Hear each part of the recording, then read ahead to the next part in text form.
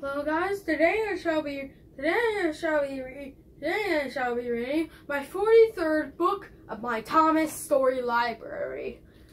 Murdoch. Story time with Pear.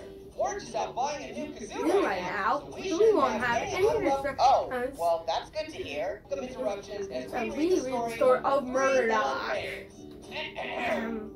Once upon a time. Oh no, I knew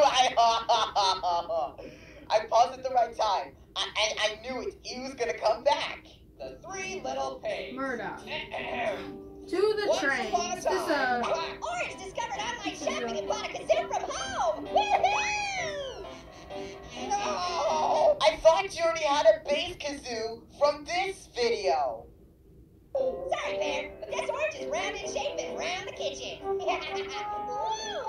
three little pigs. I love telling this story. Can I?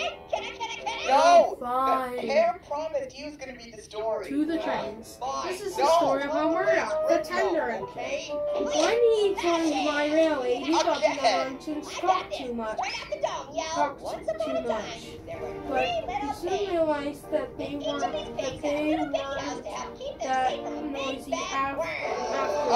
Oh my God. Ah, a worm? It's not a worm. It's a wolf. It's not a worm. Worm? It's a It's a wolf. wolf. Wolf, right, sorry. I read that wrong. You aren't reading anything. So the piggies find out this wolf is coming. Thomas, They all run to their houses. Harvey, Where's and the Salty pig? love His working house on out bringing fuckers. dogs. Day It was after strong. day, cargo I'm ships sorry, arrived at the I'm looking docks. for the French pronunciation. Who cares? Who cares? Who cares? Who cares? He uses a straw. That's how he gets the boogers that are way in there. Ah! So the wolf's all like, booger. Day after day, cargo ships arrived at the docks with goods from all over the world. This keeps the engines very busy. Very busy. But sometimes, after working very hard all day, that they are so tired that their axles ache. The axles ache.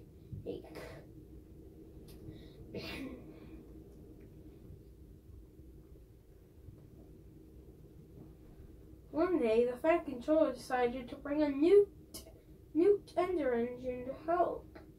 The new engine was long and had 10 wheels. This is Murdoch, said the Fat Controller. He's going to be pulling goods on the main line. Ahoy, Murdoch! Shouted Salty. Welcome, Murdoch! Welcome, Murdoch! Called Harvey. You're the biggest engine I've ever seen! Cried Thomas. You're a chatty lot. You're a chatty lot. You're a chatty lot, said Murdoch quietly. Murdoch didn't like chatty engines or the noisy docks. He liked quiet runs through the countryside. Just the noise of his engine, the truck's community. Soon Murdoch was coupled to a long line of heavy trucks. Spoilers strained. Wheels started to turn, and the mighty engine chuffed away. They didn't chuff through the beautiful country. They didn't chuff through the countryside. Puffed through the busy builder's yard, banging, hammering, and drilling all around him. Murdoch longed for some peace and quiet. Everywhere he went, it was noisy and crowded. At the end of the day, Murdoch was looking forward to a good night's rest.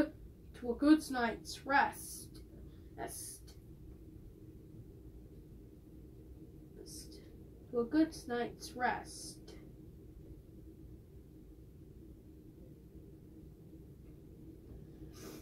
When he got back to the engine sheds, Salty and Harvey were full of questions. "What's the longest train you ever pulled?" asked Harvey. "Have you ever worked in France?" added Salty. Please, chuckled Murdoch. I want some peace and quiet, and I don't want to share a shed with chatterboxes. No need to be rude, huffed Harvey. We're only being friendly, steamed Salty. The next morning, Murdoch collected another long, heavy train. This time he chucked into the beautiful countryside. It was splendid. All Murdoch could hear was the gentle rumbling of his wheels, the smooth puffing of his engine. At last, he soon had some peace and quiet. But suddenly, Murdoch's driver applied the brakes, and he screeched to a halt. There were sheep on the track, lots of sheep. Sheep escaped from that field, said the driver. Through that broken fence, added the fireman. The driver and fireman tried to chase the sheep back. First this way, then that way. They tried everything, but nothing worked.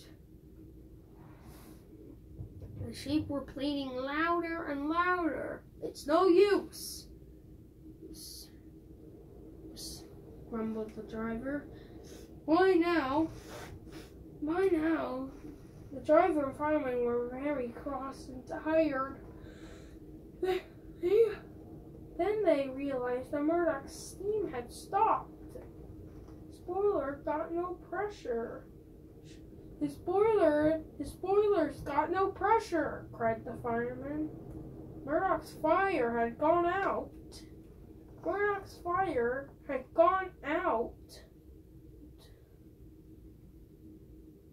I'll go and phone for help.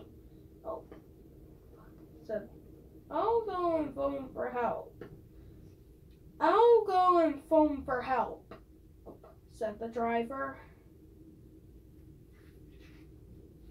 The Fat Controller was enjoying his afternoon cup of tea when he got the call.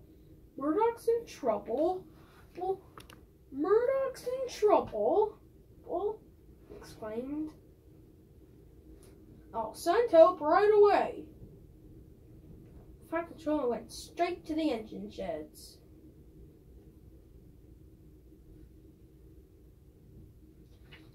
Meanwhile, Murdoch was stuck with all the noisy sheep. He was very unhappy. The valley wasn't a peaceful place anymore. Murdoch had never heard so much noise. And thus the farmer and his dog were beginning to move the sheep away. Chatty engines are much better than Chatty engines are much better than noisy sheep, muttered Murdoch.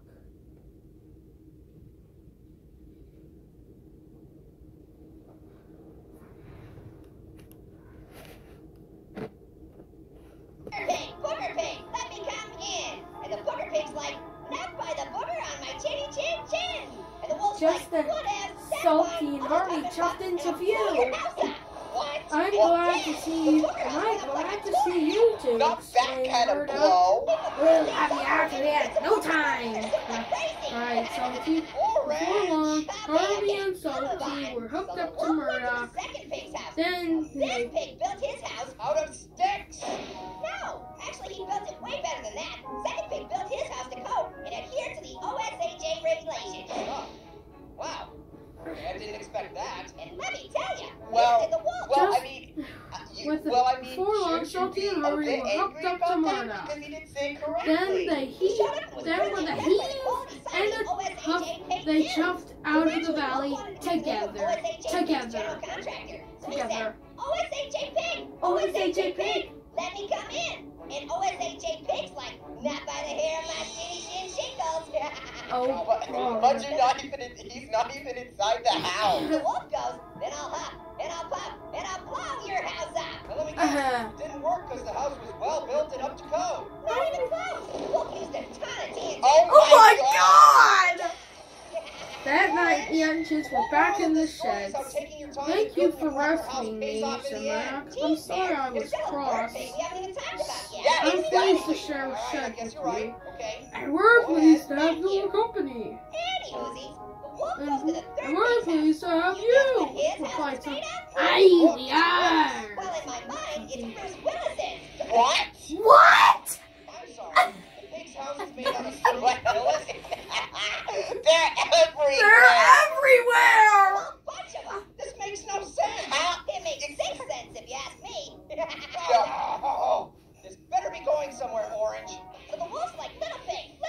And then Bruce Willis pig cuts him off and is all like, look, we all know where this is going. Not friend of Bruce on my Willy Will Willis. Wow, I'm surprised what you did with the lip syncing. That's amazing. Cuts him off and is all like, look, we all know where this is going. Not friend of Bruce on That my night, Willy the Will Willis. engines were back in the sheds. Thank you for rescuing me, Mr. Murdoch. I'm sorry I was cross. I'm pleased to share a shed with you. It doesn't work. And we're Oh, pleased to have you, the final replied gloves Harvey. off.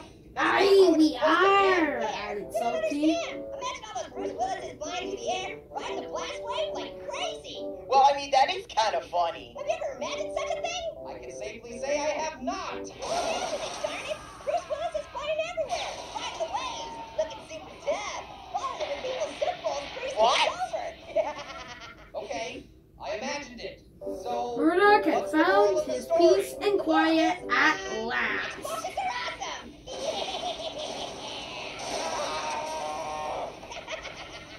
The end. Okay, that